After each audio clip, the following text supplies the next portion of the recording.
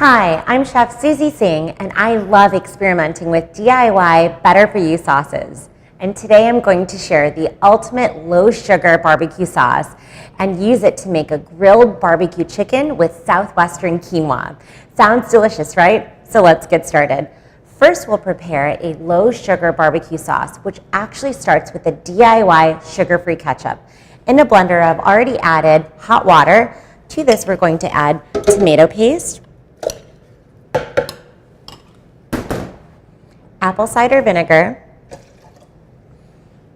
Ellyndale sugarless sugar, and a combination of spices, which include salt, garlic powder, onion powder, black pepper, and our now xanthan gum.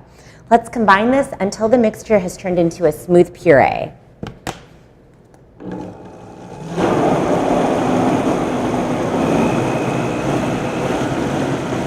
Once blended, let's place the ketchup in a sauté pan on medium-high heat until it reaches a boil. Then we're going to reduce and cook for an additional 15 minutes. Make sure to whisk continuously so the ketchup is evenly cooked, and voila, we have the base for our barbecue sauce. Let's turn this base into a barbecue sauce by adding our now real food coconut sugar, Worcestershire sauce, as well as a blend of spices. We've got salt, mustard, garlic, onion, and clove powder, as well as chili. Let's blend again.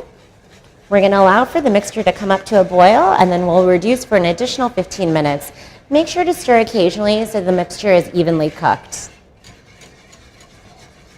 Let's marinate the chicken legs with the cooled low-sugar barbecue sauce for at least 1 hour. Make sure you preheat the grill at 350 degrees Fahrenheit or on medium-high heat for the griddle.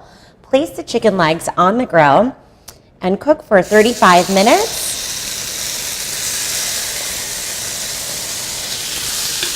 And flip chicken legs occasionally to cook evenly. Let's glaze the chicken legs with the reserved barbecue sauce and cook for an additional 10 minutes.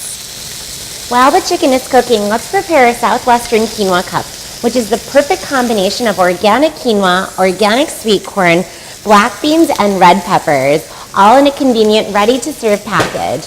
All you have to do is add half a cup of boiling water or your favorite warm stock to the Q cup.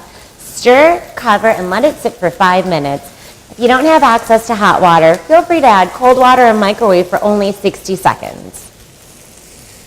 Let's place our finished chicken legs on the plate, and we're going to serve this with a side of our delicious Southwestern quinoa. One of my grilling favorites. Enjoy.